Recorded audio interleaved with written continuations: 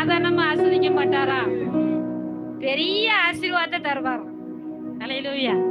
கொஞ்சம் ஆசீர்வாதம் போதுமா, இல்ல நிறைய வேணுமா? நிறைய வேணும்னா ஆண்டவர் என்ன சொல்றாரோ அதை அப்படியே செய்யுங்க.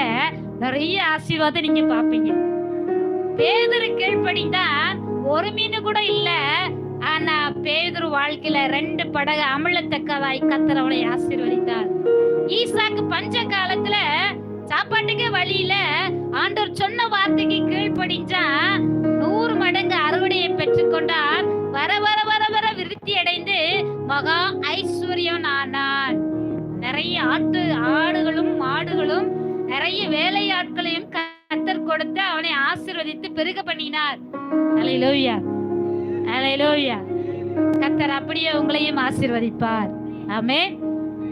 மற்றவங்க பார்த்து பொறாமைப்படுற அளவுக்கு கர்த்தர் என்ன செய்யணும்?